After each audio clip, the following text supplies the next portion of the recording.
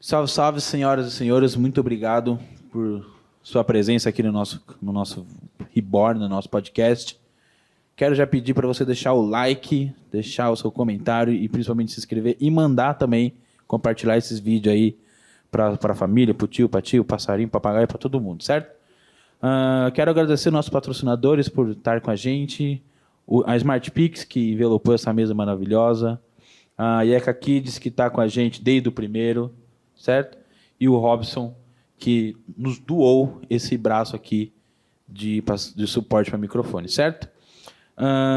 Bom, hoje vamos falar de um assunto que pode dizer que é a continuação, pode dizer que é a continuação do primeiro vídeo que a gente gravou nesse mês, que é sobre suicídio, certo? Se você ainda não assistiu, pausa esse, volta para assistir aquele, depois você assiste esse para você entender a continuação, certo? Estamos com a mesma roupa, porque a gente está em todo momento, em todos os lugares, não tem problema. O que importa é o conteúdo. E estou aqui com o Dr. Valmir Passo. Gente, palma para o Dr. Valmir novamente. Aê! Ele que tem a agenda lotada, mas abriu um tempinho aí na sua semana para vir. Então, muito obrigado novamente por aceitar estar aqui com a gente. Dr. Valmir, o crente que se mata, ele perde a salvação? Eu já ouvi que sim e já ouvi que não. Não é?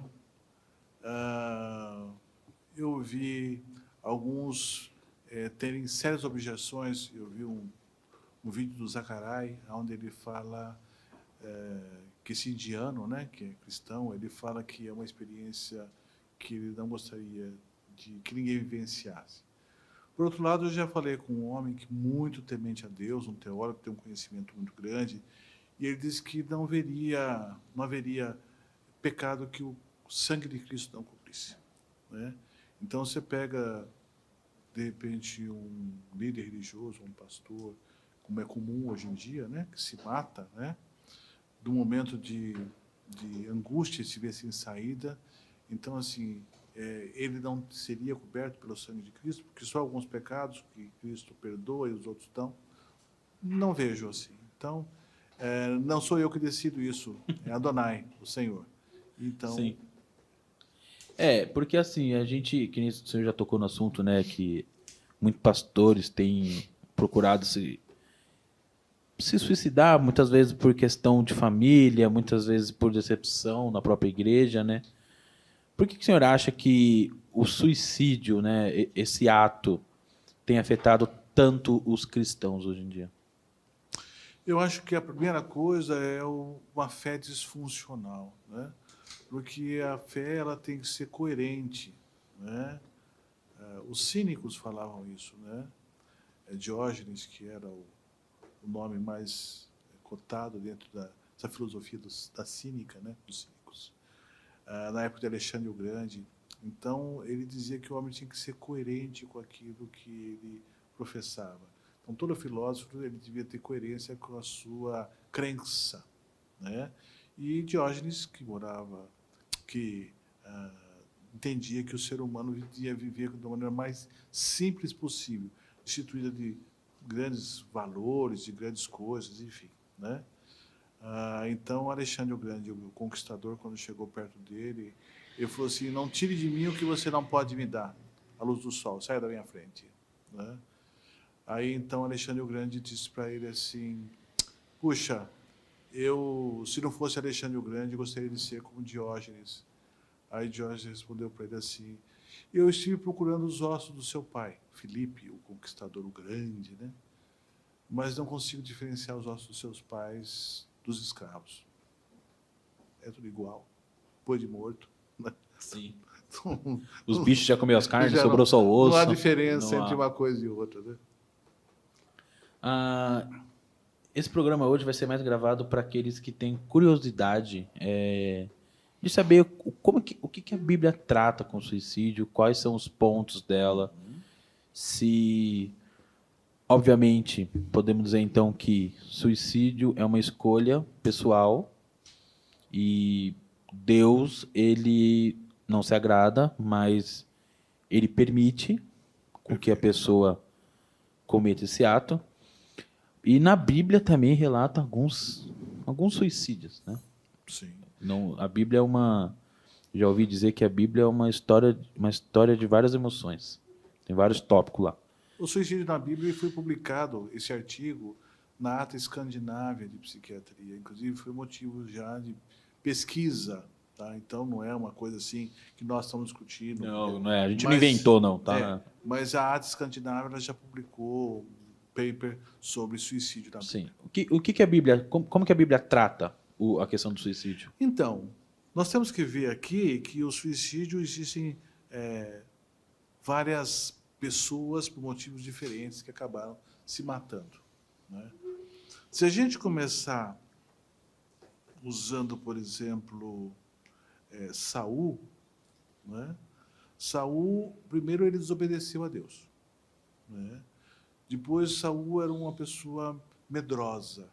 Né? Ele tinha medo e ele queria ganhar o poder agradando o povo e não a Deus que lhe deu o poder. Então, quando o Senhor Deus tirou dele, né, o reino e deu a Davi, né, ele entrou numa guerra contra os filisteus e perdeu. E aí então os filisteus iam encontrar, né, e ele achou que iam fazer chacota dele, iam humilhar ele, iam pintar e bordar. Então, com o medo de passar por essa humilhação e esse constrangimento, ele se lançou sobre a sua espada, né, no intuito de se suicidar. Isso foi um suicídio.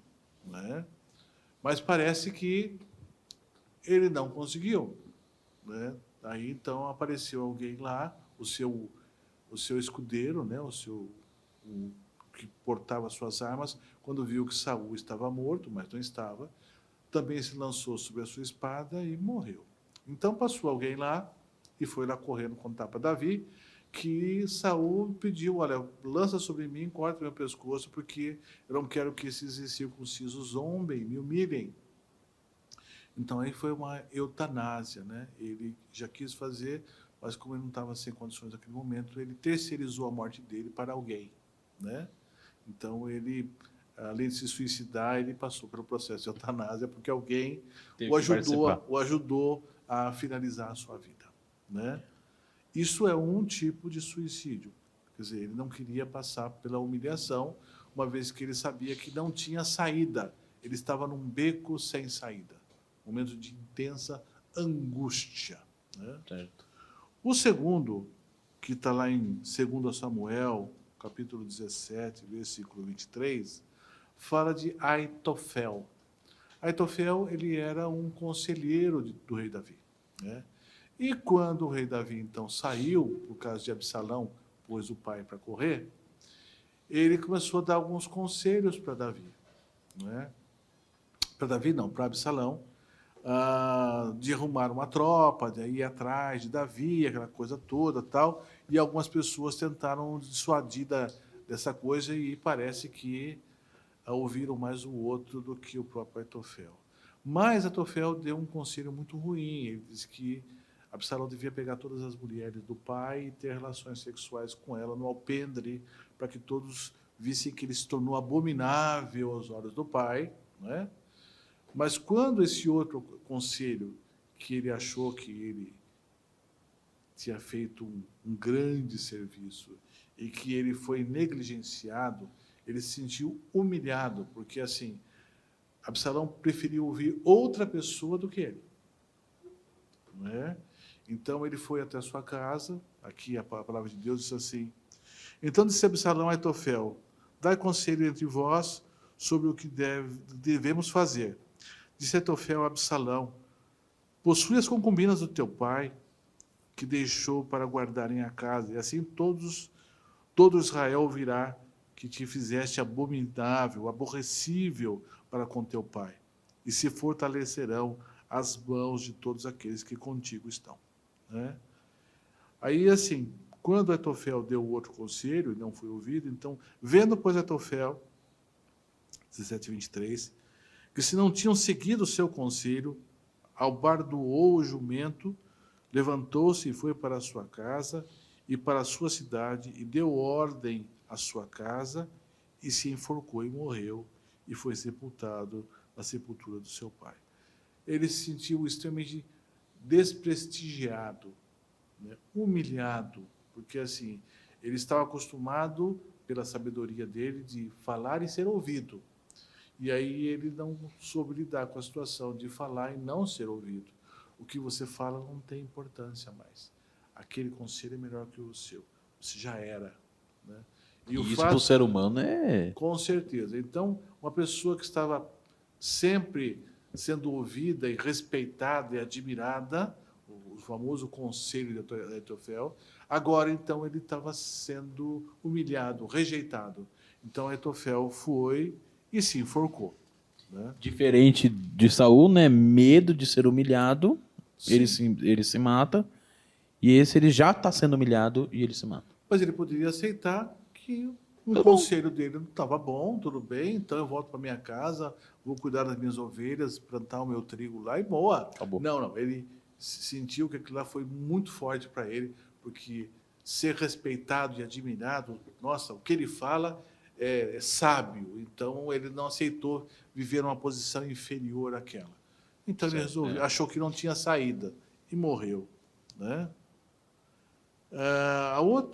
Outro suicídio interessante que a gente vê aqui na Bíblia, suicídio nunca é interessante, mas a história interessante, foi em 1 Reis 16, 18, onde fala do suicídio de Zimri. Zimri, ele conspirou contra o rei Asa, e aí então ele governou 7 dias, né? E o povo que estava acampado em Gibeton, contra Gibeton, que era dos filisteus, e o povo que estava acampado ouviu dizer: Zimri tem conspirado e até matou o rei. Todo Israel, pois, no mesmo dia, no arraial, constituiu os reis sobre Israel a Onri, capitão do exército. Subiu Onri e todo Israel com ele, de Gibeton, e cercaram a Tirza, aonde estava o Zimri. Sucedeu que Zimri, vendo que a cidade era sitiada, tomada, foi ao paço, o átrio, né, central da casa do rei, e queimou-a sobre si. Então ele criou um incêndio e ele mesmo se queimou, morreu queimado, tá? Causado por ele mesmo, uma forma de suicídio, tá? Esse por quê? Porque ele matou o rei, se sentia culpado, né? Não recebeu o apoio do povo que ele esperava, não é? E o povo ainda foi contra ele para fazer justiça, não é?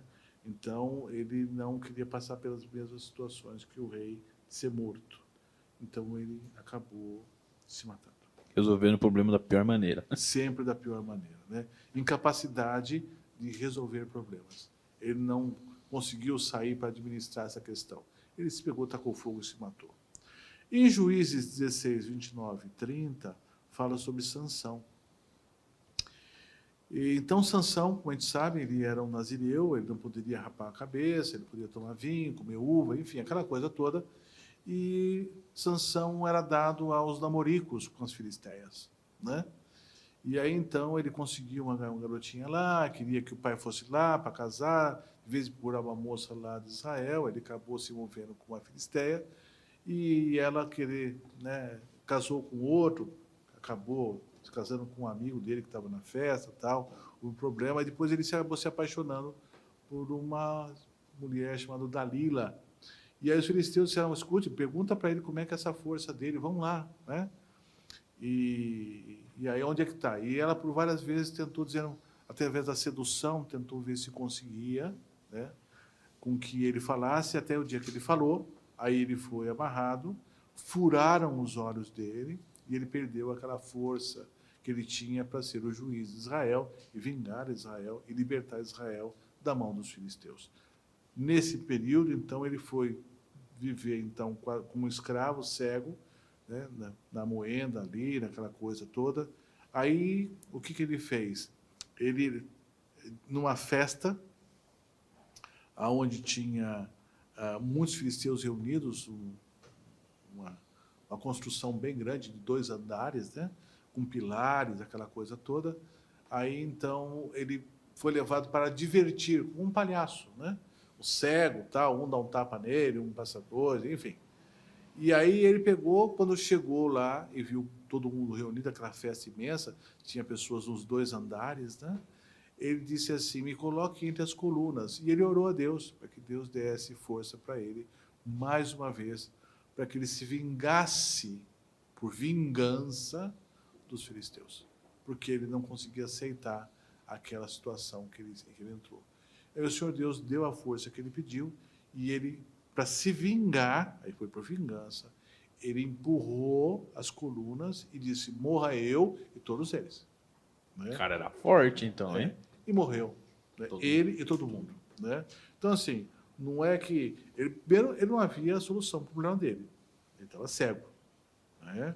Segundo, ele estava se sentindo humilhado, porque ele foi... tiraram a visão dele, cegaram ele. Né? E ele estava virando o bobo da corte. Né? Então, a desobediência a Deus o levou para um caminho muito ruim. Né? Então, ele, naquele momento de desespero, ele pede a Deus, então, que Deus então lhe conceda, né, esta força novamente, e ele então empurra as colunas e cai tudo sobre ele morre esmagado, e as pessoas... E ele matou mais gente nesse momento do que toda a história dele. Né? É muito comum esse tipo de suicídio que ele faz isso para se vingar dos outros? Você vê isso nos Estados Unidos, né? O cara chega num Big Mac, num McDonald's, num mercado, numa escola, armado, mata um monte de gente e pula na cabeça. Né? Se eu vou morrer, eles vão morrer junto. Quero matar um monte de gente e morrer também. Nos Estados Unidos, realmente, eu vi uma reportagem que recentemente eu vi um cara estava fazendo uma transmissão ao vivo. Sim. Ele entrou no mercado, fuzilou todo mundo. Depois ele foi para outra cidade, entrou numa igreja, fuzilou também. Sim. Só que ele não se matou. Mas o motivo dele era porque ele não aceitava aquele tipo de pessoa. Uhum. Então ele saiu da cidade dele, fica a 600 quilômetros da cidade de onde ele foi, só para matar aquelas pessoas, simplesmente, talvez por vingança, né? Sim. Caramba. O indivíduo que tem um potencial homicida também tem um potencial suicida. Né? Os homicidas também. E eles são considerados psicopatas? Então, precisa ver a motivação. Pode ser um quadro psiquiátrico aí, ou pode ser uma questão cultural, né? Questão religiosa, né? Ou racismo. A gente não sabe o que motivou ele, né? Qual é o motivo que o levou a cometer esse tipo de barbaridade. Sim. Mas você vê, por exemplo, o suicídio coletivo, não é da sua época, você não tinha nascido ainda, no caso do Jim Jones, né? Foi um suicídio religioso. Um líder religioso levou muita gente atrás dele, aí ele pegou, fez uma poção venenosa, distribuiu para todo mundo e todos morreram. Todo mundo morreu. Né? E ele, inclusive. Vingança? Foi por vingança? Não, foi que eles seriam abduzidos para um ambiente especial. E foram? Não sei. Se foi um especial. Não sabemos, né? O outro que a gente vê na Bíblia é o suicídio de Abimeleque. Né? Quem foi Abimeleque? Foi filho de Gideão, né? Um bastardo. Tá? Gideão tinha muitos filhos e foi juiz em Israel. Né? Libertou Israel, né? Com poucos homens, né? Com 300. Né? E fez uma arruaça tremenda. Aí Gideão era sempre tido em alta estima e Israel serviu ao Senhor durante o tempo de Gideão. Né? Mas quando Gideão morreu, aí então Abimeleque correu para os seus parentes, que era da parte da sua mãe, e falou com ela, né, com eles, e disse, olha, não é melhor que eu, que somos parentes, governe sobre vocês do que os filhos lá, do meu irmão lá, de Gideão? E aí ele foi lá e matou todos os irmãos. Né? E aí ele começou a reinar. Né? Só que ele começou a fazer as artes dele, né? Tacar fogo em lugar cheio de gente para morrer queimado o pessoal. Tal. E aí ele ficou sabendo que tinha uma torre, uma cidade que tinha cheio de gente. Ele correu lá para tacar fogo nessa torre. E ele se aproximou bem perto e uma mulher pegou uma pedra grande e jogou na cabeça dele, quebrou o crânio dele. Então ele teve um TCE, um traumatismo crânioencefálico, né? Não morreu imediatamente, provavelmente ele deve ter tido uma fratura de crânio, uma concussão, uma convulsão, mas voltou. Mas ele, se foi uma coisa muito violenta, né? Pode ser que da evolução ele morresse. Mas aí ele se sentiu muito humilhado, porque a história ia contar, como conta, que quem matou ele foi uma mulher, né? Então, assim, não adianta ele pedir para o rapaz cortar o pescoço dele para que não digam que uma mulher matou Abimeleque, mas realmente a mulher jogou a pedra na cabeça dele, né? Mas ele pediu, então, que esse indivíduo cortasse o pescoço dele para que a história não contasse que ele foi morto por uma mulher. Por vergonha. A gente pode perceber que é muito questão de perda de poder, né? Empoderamento, né? Eu mandava. Uma mulher, que absurdo. Naquela época, né? Pois é. Mas é isso que eu falei, é muito questão assim. A maioria por humilhação, por medo, porque tinha o poder, fazia tudo, mandava em todo mundo, tinha essa questão, e aí agora uma mulher me matou, né? Uma mulher, quer dizer, fez com que eu... Então, assim, é muita... O Senhor Deus permitiu que ele morresse de uma maneira vil, né? Você foi morto por uma mulher. Por quê, né? O ser humano... para que ele se sentisse humilhado mesmo. Depois ele perdeu o pescoço com na hora, um rapazinho né? do diabo. E ela, então, salvou a maioria das pessoas. Salvou todas as pessoas, né? Salvou. E o último...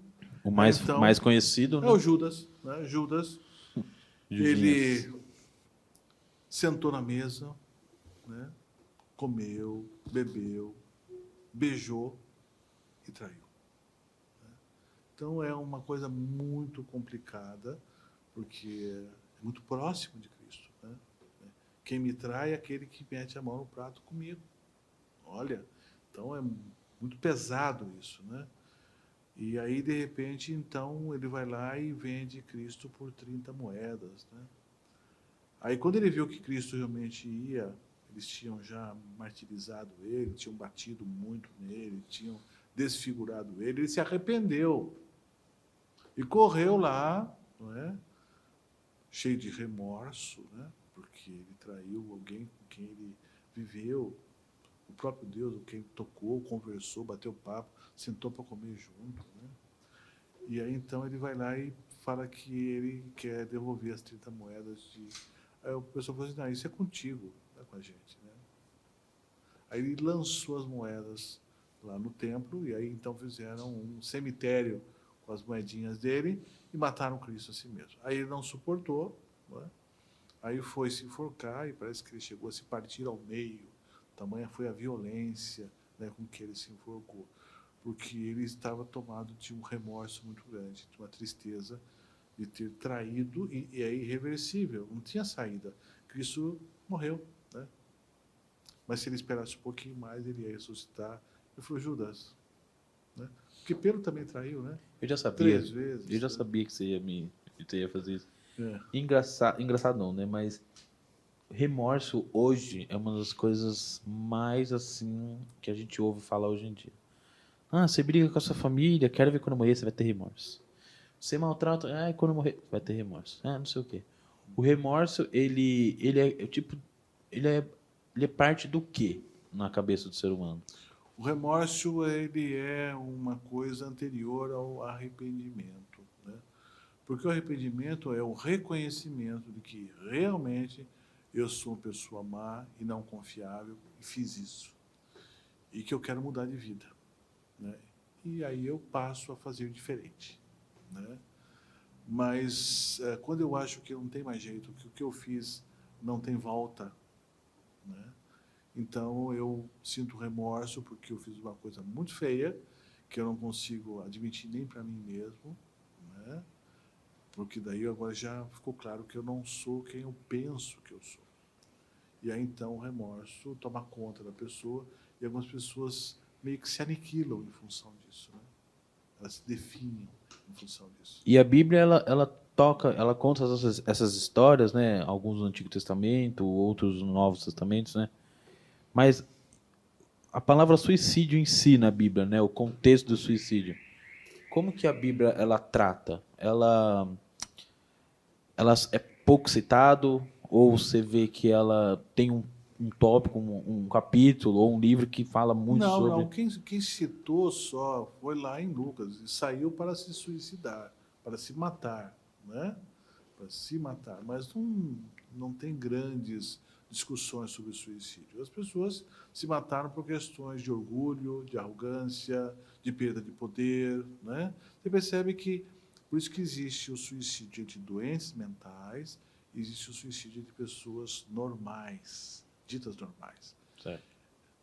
O suicídio entre pessoas doentes mentais é muito mais frequente do que o suicídio de pessoas normais.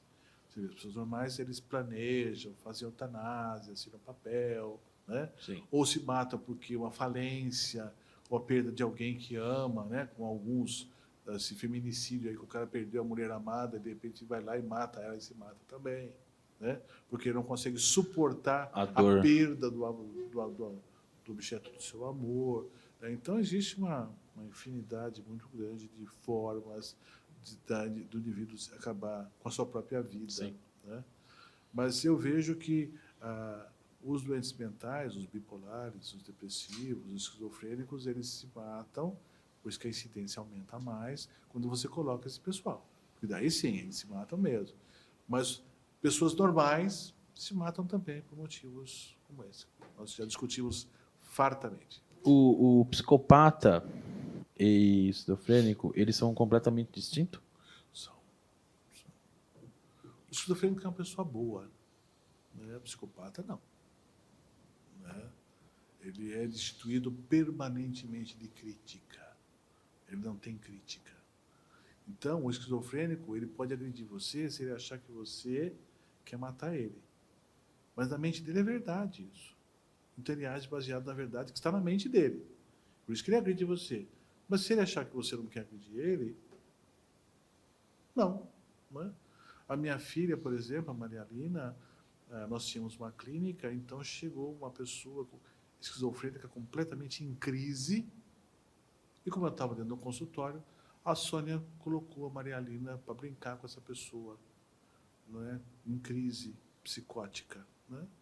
E ela ficou horas brincando com a Maria Lina, essa senhora, completamente fora, com crise esquizofrênica, horas brincando. Não tocou de forma a agredi-la, machucá-la, ela não chorou em momento nenhum, ela brincou com carinho, com afeto. E ela estava sem remédio e em crise. A gente acha que vai acontecer qualquer coisa, a qualquer momento vai chegar, né? É que eu já vi podcast falando que o psicopata ele é completamente frio e ele se ama muito. Não sei se você me corrige, né? O psicopata ele se ama muito, por isso que ele faz todas essas coisas para o seu próprio prazer. E que já o esquizofrênico ele não tem noção ao olhar do mundo, né, ao olhar da sociedade, que aquilo é bom ou não, mas para ele, se aquilo é bom, ele vai lá e faz. O esquizofrênico é uma doença, né? Esquizofrenia, né? É uma doença poligênica e multifatorial. Tem vários fatores desencadeantes, inclusive o uso de droga, que pode ativar o gene. Né? Mas o esquizofrênico em si, ele não tem essa perversidade, essa maldade, essa premeditação que um psicopata tem. O psicopata ele não tem crítica, né? Ele não, definitivamente, ele pode fazer uma crueldade grande com você e aí você, antes de você se recuperar, ele aparece do lado e diz assim, olha, eu quero pedir muito perdão. Se precisar, ele chora. Ele não se importa em chorar, isso é irrelevante para ele. Ele chora, pede perdão e fala se você pode perdoar ele. E assim que você perdoar, ele diz assim, falar nisso, você não tem R$200 para me emprestar? E ele causou tudo isso na sua vida. Pois é. Caraca. Então, um psicopata... E eles têm um olho de pessoas que são sensíveis, são carentes da rejeição e coisa. Ele conhece essa pessoa andando do outro lado da rua. Aí ele caça, vai atrás. Mas o psicopata ele não é uma doença que cria, não é uma Não, doença... existe a loucura psíquica e a loucura moral. Tá. O psicopata é um louco moral. Né? Eles gostam muito de ficar dentro da igreja, articular as coisas, Ixi. com pessoas, porque eles são moralmente loucos, mas eles se comportam de acordo com o ambiente onde ele está. É o chuchu, entendeu? Então, se for necessário me comportar com uma linguagem clerical, eu falo assim, nossa, mas que homem de fé é esse? E, de repente, você vê que o cara tinha uma vida dupla, ele fazia uma outra coisa por trás e que nunca ninguém percebeu. E ele falava de fé, de amor, né, de esperança. Então, isso é o psicopata. Ele tem uma vida dupla. Ele mostra alguma coisa para atrair a presa, não é? E depois ele dá o bote. Igual cobra. Mas ele não tem sentimento, ele não fica... E assim, ele sempre se defende. O culpado é você, nunca eu. O outro. Né? Então, qualquer coisa, tal, ele vai contornando a situação. Vamos dizer que eu prejudiquei você em alguma coisa. Aí você me checa. Homem, que é isso? Aí eu vou contornando até que você chega e fala assim, mas... Então, eu sou culpado? Eu digo, então, você é culpado. Aí você pede perdão para mim, de eu ter ferido você. E ele é completamente manipulador. Manipulador. Essa é a ideia. Isso é um psicopata. Né? Isso que tinha lá no manicômio judiciário de Franco da Rocha. Né? Os psicopatas. É? E eles não têm sentimento nenhum. Não. Não. Se você matar alguém, e eu perguntar para você assim, você não quer contar para mim como é que foi? Você vai dizer para mim assim, eu não gosto de falar nisso, porque você não quer que eu conheça a verdade das suas crueldades. Mas eu digo, mas eu gostaria de saber, tal, e coisa. Aí você fala para mim assim, olha, eu vou contar. Aí ele conta a versão dele. Né? Sendo que, mesmo que a vítima não tenha tido defesa nenhuma, tenha completamente, sabe, completamente indefesa, desprotegida, tá? Mas ele conta de maneira que a vítima Lutou pela vida. foi autora do ato, não ele. Ele só reagiu, porque ele se sentiu magoado, ofendido e triste. Né? Então, aí eu um dia perguntei para um psicopata, eu falei, mas o senhor matou essa pessoa por R$5? Aí ele ficou sério, olhou bem para mim e falou assim, de que lado que você está? O psicopata gosta muito de saber que lado que você está. O time que você está torcendo, nesse sentido? De que lado que você está? Você não está do meu lado? Porque eu expliquei para você que o culpado é o outro, o defunto. Né? Aí, porque não está para se defender. Né? E se você continuar, ele começa a arrumar inimizade com ele. Então, é assim, de que lado que você está? Ele quer saber, porque quer saber que terreno que ele está pisando, se você é amigo ou inimigo. Ora, você pode chegar para ele e falar, Valmir, não concordo com absolutamente nada do que você diz. Você não é meu inimigo. Por que você fala isso? Porque você tem que mostrar a sua visão do fato. E, de repente, você pode acrescentar alguma coisa. Eu posso crescer. Eu aprendo com todo mundo. Todo mundo tem o poder de me ensinar. Não é? E eu acho que eu aprendi mais com os meus pacientes do que com os livros.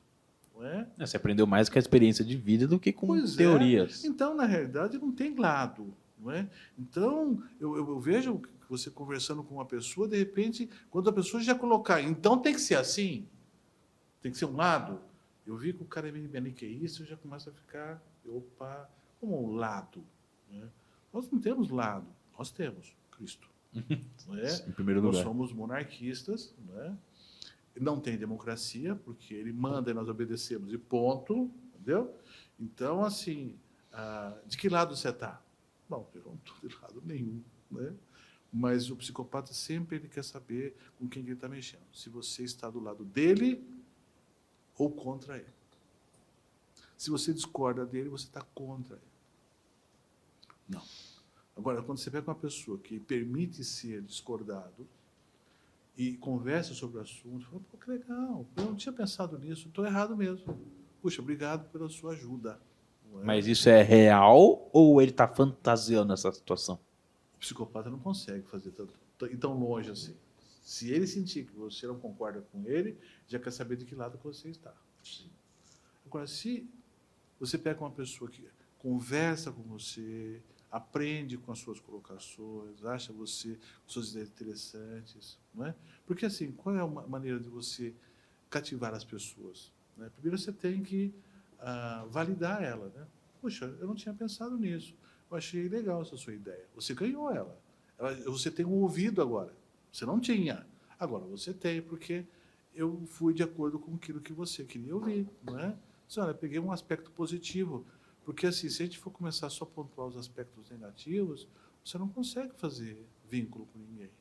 Nossa, eu chego perto daquele cara e só fica apontando o dedo para todo mundo, é só, né? Mas se você chega diante de alguém e você valida ela, não é? Não cancela ela, né? Puxa, eu acho que esse aspecto é positivo na sua personalidade, não é?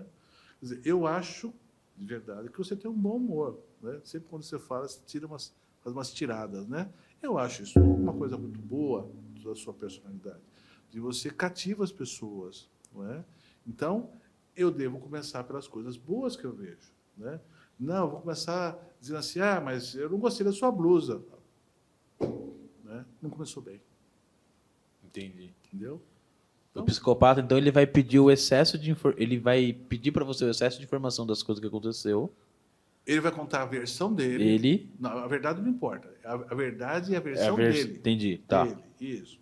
E ele, de preferência, ele fala as coisas de maneira que não possa ser confirmado pela outra parte, né? Se você pegar um psicopata na mentira, aí você corre risco, né?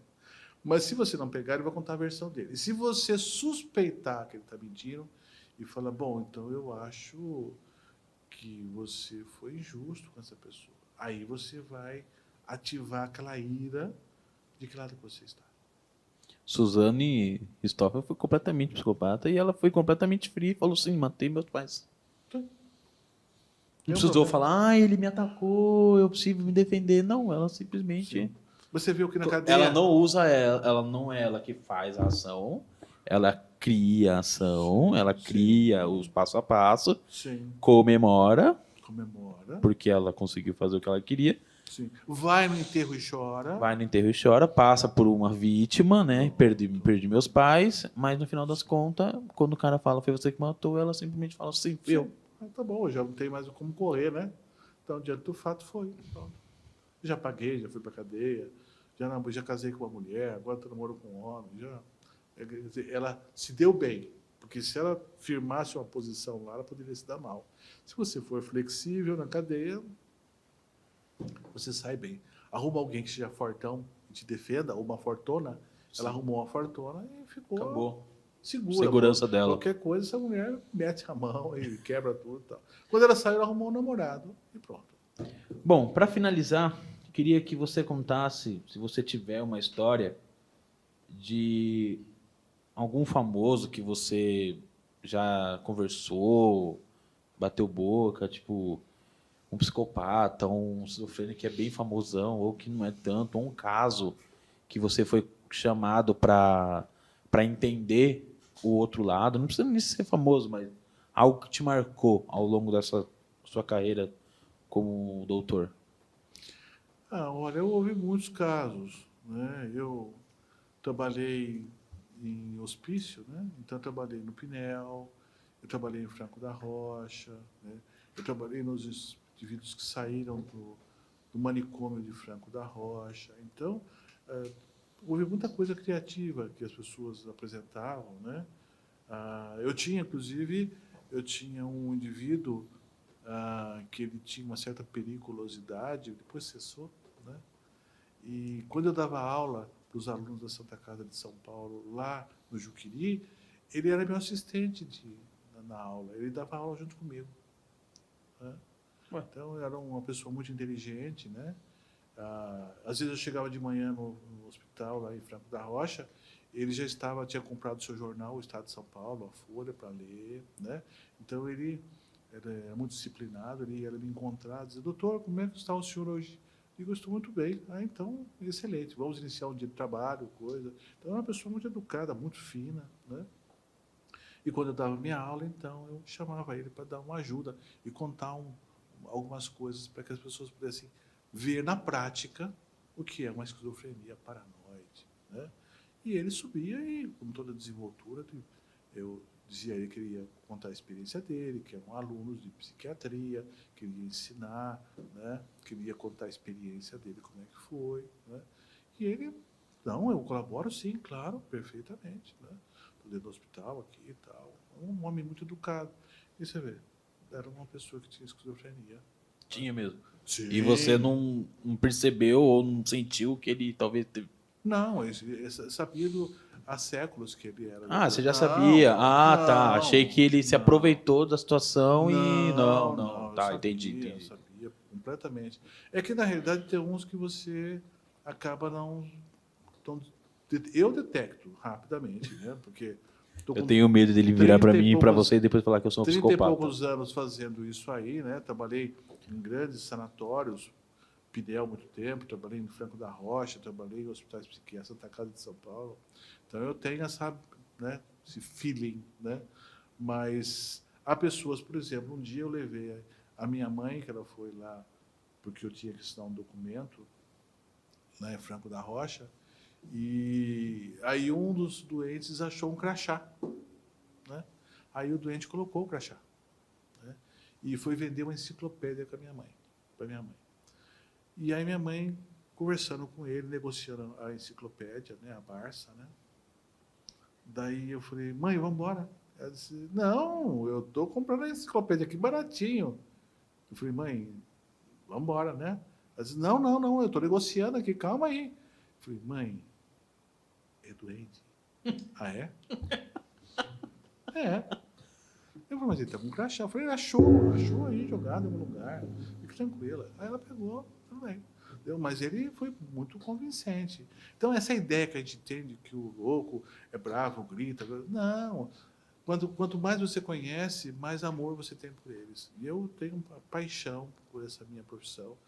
Trato eles com carinho, com respeito, ouço com atenção tudo que eles vão falar, porque, para mim, o que eles falam é importante. Ah, não, você não dá ouvido, é um doente mental. Não. Ele vai falar, E cada detalhe é um ponto para você muito saber importante. quem é ele também. Precisa ser amparado, amado, respeitado, acolhido, né, medicado com zelo para que ele não tenha efeitos colaterais, o mínimo possível. Enfim, você tem que pensar, né, nesse ser humano. Não é? Você sabe que há muitos anos atrás, teve uma irmã que levou uma outra irmã que estava vendo coisas e ouvindo vozes. Né? E a irmã sentou e contou e coisa, e a pessoa quieta, assim, olhando. Aí eu comecei a falar do Evangelho para a irmã, né, que estava na minha frente. Depois que eu terminei de falar do Evangelho para ela, preguei a palavra de Deus a ela, ela disse, ah, tá. Aí a outra diz assim, eu entendi então, que tipo, fora de Cristo não há salvação, que a pessoa que morre sem Cristo vai para o inferno. Né? Mas ela entendeu tudo, mais do que a irmã. Né? Ela foi além. Né? Então, essa ideia de que o louco não é inteligente... Bom, a Mentes Brilhantes é um esquizofrênico, ganhou o prêmio Nobel. Não é? Lembra aquele filme, né? Mentes Brilhantes. Não é Sim. isso? Então, o Mentes Brilhantes, o cara ganhou o prêmio Nobel. Então, há psicóticos extremamente inteligentes, com uma cultura, fala 4, 5 idiomas, entendeu? Domina uma técnica com destreza. Eu conheço gente que tem umas pinturas sensacionais, que sabem pintar de uma maneira que nem... Sim, eu já conheci também. São dons, né? São dons. Então, essa visão que a gente tem, né? Por exemplo, o Ministério da Loucura, né? Um dia um pastor ligou para mim lá do Nordeste e falou assim, Almir, você continua tendo o seu Ministério da Loucura? Eu falei, sim, eu continuo no meu Ministério da Loucura. Ministério né? da Loucura. Sim, porque assim, tem ministério entre indígenas, entre muçulmanos, mas quem se habilita a trabalhar com essa população especial de pessoas com esses problemas todos? Né? Sim. Então, eu vejo que eu sou um missionário e que a minha vida é pregar para eles, viver para eles. É sensacional. Eu acho que eu já ouvi muita história sua de que você, além de ser um doutor, você também prega o evangelho nos consultórios, né? Não perde uma oportunidade, né? O senhor me deu, me capacitando, estou lá. Tô lá. Tô. Para finalizar, como que um líder religioso de jovens adolescentes, né, percebe que a atitude do adolescente, que a gente já comentou no outro podcast, as características que uma pessoa que está prestes a suicidar, ela começa a apresentar, né? Mas a minha pergunta é mais direta. Como que o líder de adolescente ou jovem, mais para adolescente, ele percebe que aquele adolescente está com uma postura, está com pontos de que ele tem um ponto de suicídio.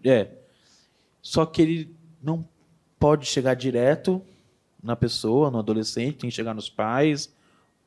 Como que ele tem, como que ele age, sendo da igreja? Primeiro, ele tem que ver se ele está tendo uma postura de isolamento. A primeira coisa diante do sofrimento é se afastar. Tá? Então, se essa pessoa está se afastando, se ela era comunicativa, se ela conversava com todo mundo, de repente ela fica... Se ela começa a ser encrenqueira, confusa, irritada, né? Se ela começa a chorar às vezes do nada, se você percebe marcas de automutilação nela, de cortes, né? Então, se você vê se ela está tendo uma vida dupla, às vezes você pega ela dizendo que passei lá, estava bebendo umas amigas cerveja, ou com os amigos cerveja. Então, você percebe que ela sai um pouco do que é esperado para ela, né? Que não é habitual. Então, aí você já acende o sinal de alerta. E aí já corre para os pais, já dá uma... Não, Você adquire o direito de ser um ouvinte para ela, né? Ganha a confiança dela, né? Eu estou aqui para te ouvir, né? Porque ninguém quer ouvir. Eu estou aqui para te ouvir. E aí, se você conseguir ganhar o direito de ser o ouvinte dela, que é complicado ganhar esse direito, né? Aí então ela vai contar com você, aí vocês estamos juntos nessa, o que você precisar de mim, pode ligar, estou sempre à sua disposição. Não demonstre susto ou nossa, você fez isso, puxa vida. Então eu vou chamar o pastor, a gente vai expulsar você da igreja. Sabe aquela coisa de você jogar os dois pés no peito do cidadão? Não, acolha, demonstre amor, demonstre respeito, né? Diga que você quer o melhor para ela, né? Que você deseja realmente que ela tenha tudo de bom, né? E que você vai lutar junto com ela para conseguir esse objetivo dela. Enfim, seja parte da solução e não do problema. Bom, quero te agradecer novamente por esse tempo, foi uma conversa muito boa. A gente pôde perceber que, sim, tem solução, que é Jesus, dos seus problemas, seja qual for o seu problema. E obrigado pelos esses ensinamentos, né, que você trouxe para a gente. Espero que mais para frente a gente possa conversar mais sobre esses assuntos que muita gente tem curiosidade e pouco comentado, né? Tá bom. Obrigado. Certo? Obrigado. É isso. Gente, obrigado novamente. Deixa seu like aqui, se inscreve no nosso canal, manda esse vídeo no grupo da família também, que você possa, se você for atingido de certa maneira, que você possa entender e resolver esse problema o mais rápido possível, tá bom? É isso então, até a próxima.